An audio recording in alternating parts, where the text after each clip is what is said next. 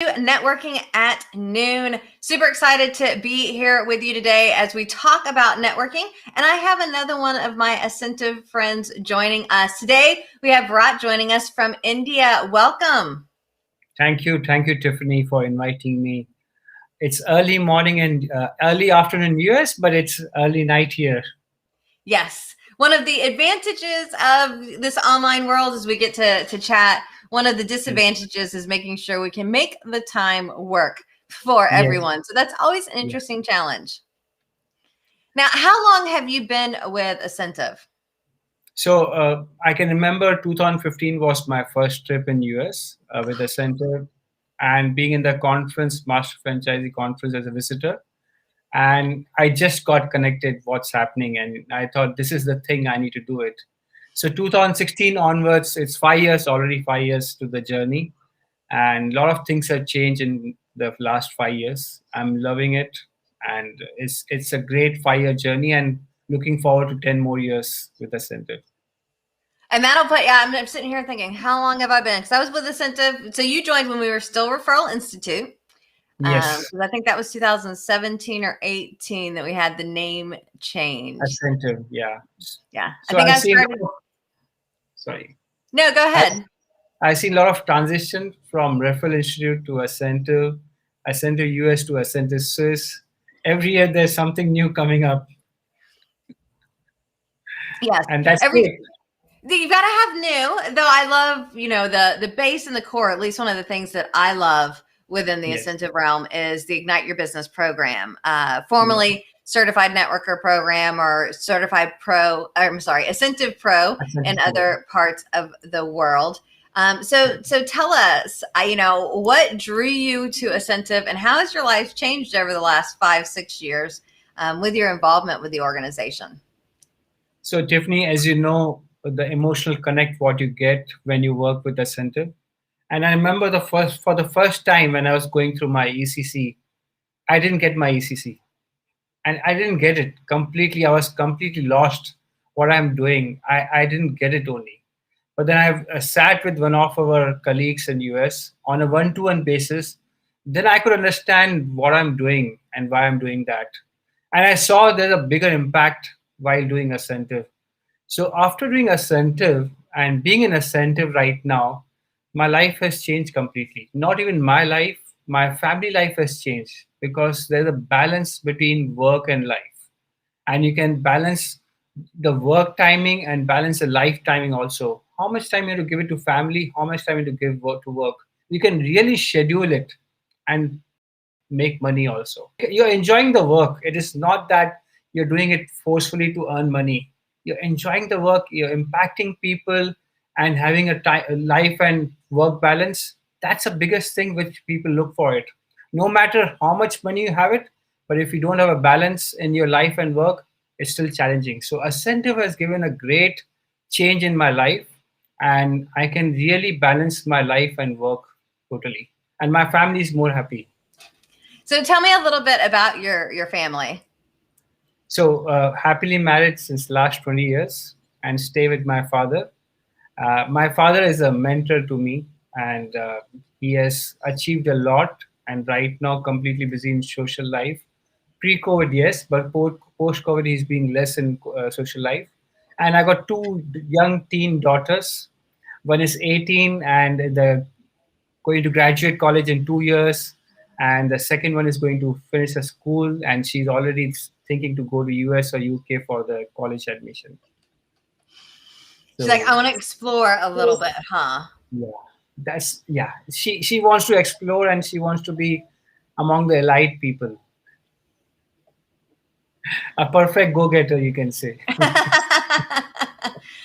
So we mentioned go-getters. That is definitely one of the things we talk about at Asentiv. What's one of your favorite components in the Asentiv realm, whether it's a program or a conversation? I know you mentioned the emotionally charged connection, but what's maybe not your favorite? I always hate when people ask me my favorite because it's like, I don't want to pick one. So maybe, what's one of your top conversations, whether you enjoy it the most or it's the most impactful for you? You see, we are running programs, but it connects with people. And when you connect with people, it is not for short term. people remember you for years. So no matter you must have did emotional charge connection with people 10 years back, but they still remember Tiffany did that. Okay. And because of Tiffany, I can understand my why very well. So it's for a long-term relationship. Whatever conversions we do in Asentiv, no matter it's programs or no matter it's mastermind community, there is an impact which comes in the people. And that impact also delights us. We get great delight while doing that impact. And that remains for long term. It's not going to be erased in any time, in any memory, in any moment after 10 years also. People will still remember you for sure. And this is what actually I like in Ascensive. Whatever conversion we do, it's deep conversion. And that deep conversion impacts a relationship in a much better way. And we also set boundaries very well. We don't go overboard. So we set boundaries because we know the person very well. Gotcha. So it sounds like you got a lot going on with Asentiv and a powerful family unit. When you're not doing those, or what do you like to do for fun? So I try to binge on Netflix or Prime Video, and Okay. the reason to watch that, I get to learn a lot of things from it. So What recently, what are you what are you binging right now? right now, I'm binging a Indian series, but before that, I watched Mad Men, the 1970s series, and I got a lot of learning from that Mad Men also. So imagine I was speaking to a client yesterday, and he said, "How can we kick people out? Okay, if they're not working." I said, "You watch this scene between the guy and Price Lane. He does a fraud and check, and how does he tells to resign and have a graceful exit." So it's a great example to get from the series and even show it to the clients, and they understand, oh, this is the way we can do it, and it's possible. Okay, so that thing attracts me. Whenever I watch a series, I get some learning out of it, and sometimes I shoot a video, 1 minute video, 2 minute video to just explain it, and it makes a big difference. Yeah, you're very active on the social media and the videos and being engaging. So if people are out there watching right now, where can they find you on social media? Yeah, so normally on Instagram, Facebook, Twitter, and LinkedIn, my ID is Bharat Jethani. So anywhere they go and type Bharat Jethani, it's the same ID, except Twitter is Jethani Bharat, but all Facebook, Instagram, LinkedIn, Bharat Jethani. So if someone types it, I'm on Google for the whole page. Gotcha. And I know also if they're on YouTube looking for you, you've actually done a TEDx talk. And I know that for the speakers out there watching, for a lot of people, that's kind of the feather in their cap of I was able to do. What did you do a TED talk on? So again, TEDx talk is an example of what we live relationship marketing. And it was just a cup of coffee tea with a person who was an advocate, and he wanted to help me. I just met him for the one time, and he just said, "Why don't you come and have a cup of coffee with me?" Without any expectation. And I just drove 1 hour away from my home on a Sunday afternoon, and we had a cup of tea, and the restaurant was on the ocean. Okay, we can have a great view, and we were just having a normal talk. Okay, and he said, "Okay, what do you want to do?" And I started my vision that I want to be a TEDx speaker, and I want to make an impact by sending the message how emotional charge connection makes a difference, how relationship marketing makes a difference. And to the surprise, after 2 months, he called me and he said, "I proposed your name to TEDx. TEDx location was going on, and you receive a call." And I received a call from the organizing committee. They asked some questions, okay, and I'm not an author yet. I was not on YouTube yet. I didn't have any videos that time. That was 2 years back, 2018, sorry. 2019, I had a talk January, but 2018, I didn't have any videos also. And to the surprise, in the organizing committee, one of our clients' daughter was a team member. Uh, And then she said to the organizing committee, "We need this guy as a speaker because my dad speaks highly about him." And the concept, the theme was silent water. People who are not known and making impact in society, they should be invited. And they had a one trial also with me. And that time I was in Santa Rosa with you guys for a conference. And we did a trial over the Skype. Okay. And the biggest advantage is as I was a director consultant in BNI, so we used to do a lot of orientation in BNI on Visitors Day, and that takes 16 minutes. and TEDx is 18 minutes, not more than 18 minutes. Yeah. So I could do a real good 15 minutes over the Skype, and they liked it. And they liked it, and they said, okay, we'll go ahead with you. And I got the talk, and I did it on relationship marketing in January 2019, and that talk is live on TEDx channel. I don't know how many views has happened, but people like it. And I got 2 clients on the same day on the TEDx talk. Love I it. mean, the guys who came and heard me, they become our clients, and they're still clients of me. That's excellent. Now, when you're telling us kind of about the TEDx talk, you mentioned you weren't an author yet. Yes. And you're not an author published yet, but you're close, right? Yeah. So can you tell us about your upcoming book that you have? What's it about, and maybe a tip from the book? Yeah. So the book is around 5 secrets to be a better entrepreneur. Okay. And one of the secret is the entrepreneur has to be humble at any time. Never go ahead with the success. Okay. So no matter how much success you get it, but people who have helped you going up the stairs in the success and reach a peak, you should never forget them. You should always be in touch with them. You never know, they are still like to help you. They will like to help you more, and they will get you to the better stage also. So anytime I've seen a lot of people get successful and they forget you, so you have to be humble, to the ground, and always remember the people. Maybe the first client you can even still remember, and just call them and say thank you. You are the first client, you believed in me, and I'm at this stage right now. And you never know, that client will refer you 10 more clients. That's one secret in the book. Excellent. Do you know when you expect the book out? So mid-August is Oh, going to that's be not too good. far away. Yeah, mid-August is going to be date, and we are going to come with a big event in mid-August. I'll be happily inviting you to be a speaker also. Just looking at the time part, and that day we will launch it. Oh, that's awesome. That's a brilliant idea. What a great tie-in for that. Yes, it's just 1.5 months more. So did you decide when you were going to launch the book or publish the book before the book was written, or did you make that decision after the book was written? The decision while writing the book, okay, not before the book, not after the book, but within the writing the period of the book. And I have an inner circle in our community, so I speak to them and I share with them what I'm doing, and they say there's a brilliant idea to launch on that day, and they're all ready to support me, appreciate me on the book, and they're going to make this book a success. That's awesome. It is great to have that event launch. And I ask because I always struggle to write my books until I put a book launch date. So I think my first book, I actually put the date on the calendar 10 months out and said, hey, I'll have a book by now. And I hadn't written a single word of it. But everybody does things a little different. That's kind of, I know a lot of people talk about ready, aim, fire. I'm more fire, ready, aim. I'll pull the trigger and then figure out how to make it happen.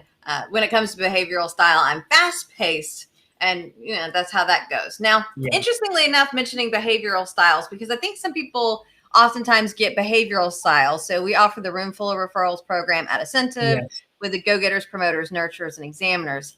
And I think sometimes people think that behavioral styles is the same as an introvert or an extrovert. And so when it comes to networking, what do you prefer? Introvert, extrovert? Where do you fall on that scale? Oh, we normally adapt to everyone, but introverts like us more, and extroverts hate us because they want some results from us. But that's fine.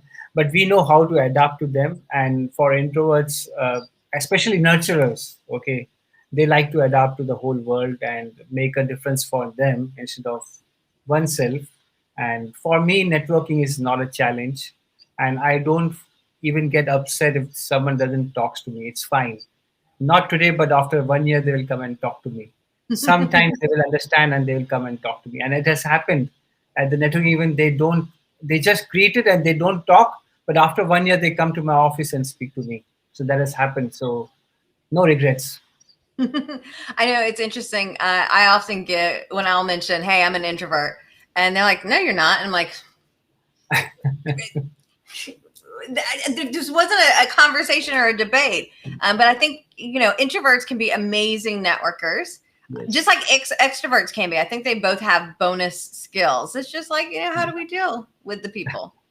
People don't know that you got a knowledge to adapt. I mean, that's the whole point of the platinum role. Yes. To treat other people the way they want to be treated. How can we adapt to others? And I think that's a really powerful thing to keep in mind when it comes to this idea of relationship and referral marketing. So do you have one more tip? I know you gave us a suggestion from the book, but in this referral marketing world in general, do you have a kind of one more tip you would want to share with people when it comes to networking and generating referrals? So I hear always to be a good listener or active listener, but I always say become a great listener. Okay. So you got 2 ears, 1 mouth, but you got 2 eyes also. You have to observe a lot. So when you are listening to a person, your eye level, your eye contact should be always there to the person and listening to that. Because when you network or when you're among a group of people, you'll get a lot of distractions. And even you will have a look at people also on the other side. You don't have to do that. Whenever you're listening to a person, you should have a proper eye level to the person itself. And when you do that, the other person also will respond the same way. He will take attention when you speak. And that's called a great listener, not a good listener or active listener. I always believe in being a great listener. And that's what I say in the book also, that it will be a great listener. 2 ears, 1 mouth, but you got 2 eyes also, which you have to maintain the focus on listening. And when you listen very well, you're going to connect with the people very well. When you connect with the people very well, people will find you're a valuable person and they want to scale up relationship with you. And when they scale up relationship with you, you'll get more business from them. That's a tip. Love it. Yes, I've heard the 2 ears and 1 mouth, but I haven't heard the 2 eyes. 2 eyes. And I know sometimes it's hard on Zoom, and especially if you're doing those one-to-ones. A friend of mine turned me on. There is a tool that I don't have, but it's called a Plexi Cam, I think, and you can actually put it over your screen, so you can put like the camera like right on top of the person, so it's almost like you're maintaining the eye contact. It's like right now, I don't get to look at you. Like here I'm looking at you, here I'm looking at the camera. They're close, but it's not quite the same. And I know a lot of people are looking forward to getting back out and being able to be face to face with people to share the 2 eyes and like let me be focused together. Yeah. Biggest thing is. Oh, go ahead. So, biggest thing on online, when you acknowledge what people is saying, that means you're listening. That's the biggest thing. But I've seen a lot of people, they're online, but they don't acknowledge. So they are not listening. They're distracted. On a message. So last question that I have for you. What's your favorite brew? Favorite brew is tea. Okay. And I know we have a hilly place, snow mountains in North India, which is called Kashmir, and they got a Kashmiri tea, which is full of herbs and spices. So you can have in a warm water and you can enjoy it completely. And it's good to have it in the cold time, not in the summer time, because it's very hot with the spices and herbs. So normally I prefer that tea. Sounds delicious. Yeah. All right. So if people are trying to find you, will you remind them again one more time where they can find you online, please? So it can be my name, Bharat Jethani, on Facebook and even on Insta, or even on LinkedIn. Only Twitter is Jethani Bharat. But if they type on Google Bharat Jethani, they'll get my all details on the page itself, on the first page of Google. And that's what we understand from Asentiv. Your image is most important. Awesome. Well, thank you so much for being here with us for our networking at noon. Thanks everybody for being here watching, and we look forward to seeing you next week. Thank you. Thank you, Tiffany, for the opportunity to come online. Yes. Happy networking, y'all. Happy networking.